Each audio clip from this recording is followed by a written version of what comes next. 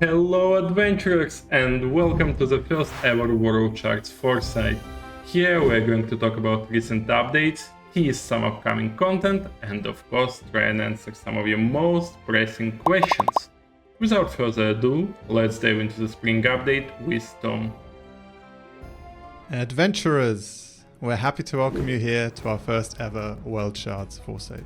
Starting us off is of course combat. Combat is one of the core gameplay pillars of WorldShards, and for it to flourish, the key is diversity and rich content. So we're finally introducing our last enemy type for the forest biome. This will round out the lineup. These will be wargs and gnolls with throwing axes. This is to add another dimension to the enemy encounters. So now, whilst you're being pressured from the front by melee users, you're also being kept at medium range by the spear users and blocked by the shield users from reaching the backline. And the ranged enemies will be at the backline, constantly pressuring the player from afar.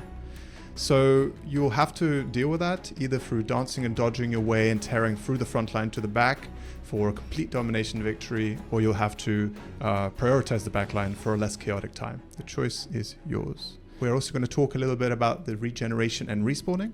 We have completely reworked the respawn systems. Now when you're full in combat, you'll respawn with 10% of your maximum HP and regenerate the remainder at a rate of 2% max HP every 12 seconds when you're out of combat. As for your mana, that doesn't change.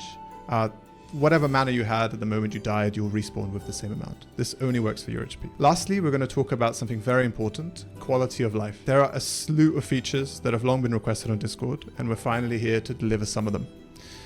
You will finally be able to fine-tune your key bindings to better suit your preferences.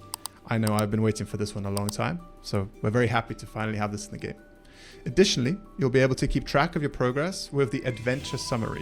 Think of this as like a little quest log underneath your mini-map, detailing how much of the adventure you've cleared, the treasure chests you found, the elites you've slain, as well as, how many trees you have left to chop, etc., etc. I think we all have an understanding of how this works.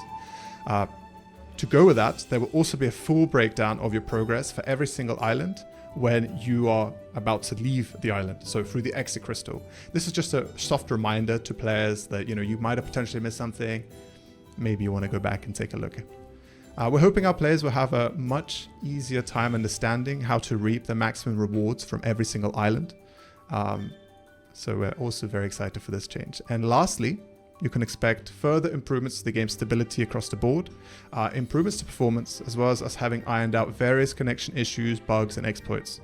These are, of course, changes that are expected. They are another small step on our journey towards realizing our full vision for WorldShards. Yet, I think we can all agree it's still us traveling in the right direction. So I'm glad to say that that's also the case for this update. And with all of that said, I hope you enjoy the update. We've worked very hard on it. And so from me and everybody here at Low Kick, we wish you an enjoyable gaming experience.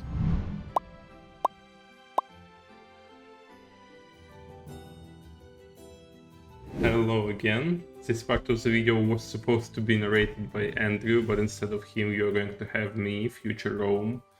I indeed come from the future.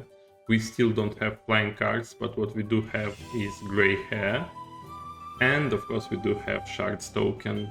I don't think you're really interested in the hair dye, so let's talk about the token instead. First of all, while TG remains our primary focus, it didn't change any of our development roadmap. As you can see, we are continuing to polish existing elements of WorldShards while adding new features to the game, and we have great things planned for the future with the full support of our partners from Abu Dhabi Gaming and OpenLoot. At the time of the recording of this video, there is still no set date for Shards release, but I can once again assure you that we are ready for the launch, both from technical and arrangement standpoint. As soon as the momentum is right for our project to enter the market, we'll grasp this momentum, reach new audiences, and continue our growth, which will be beneficial both in short and long term. We exist on a live market, and sometimes said market dictates its conditions. Despite all of that, we are still committed to making the game we can be proud of. And that's impossible without a successful token launch and having a stable economy. So this remains our main priority. Trust me, you are in good hands. As somebody who's involved in the process from within, I'll refrain from making any predictions. What I can tell you is that we continue to develop the game and we continue to monitor the market. I believe that in the near future, both your passion and our efforts will be rewarded. Now, back to the old me. And that's pretty much it for today's WorldShards Foresight, but there is one more thing. If you like crypto, gaming, and especially WorldShards, plus have some experience in content creation and or streaming on some of the popular social media platforms, there is a chance to join our team. In order to do that, record a short video message and send it along with examples of your content to a Google form listed in the description of the video. And who knows, maybe the second WorldShards Foresight will be hosted by you. Thank you for joining us to take a look into Morlandia's future. Don't forget to follow us on social media and let us know what do you think about this new format. Oh, and as a token of our sincere appreciation, here is a teaser of things to come.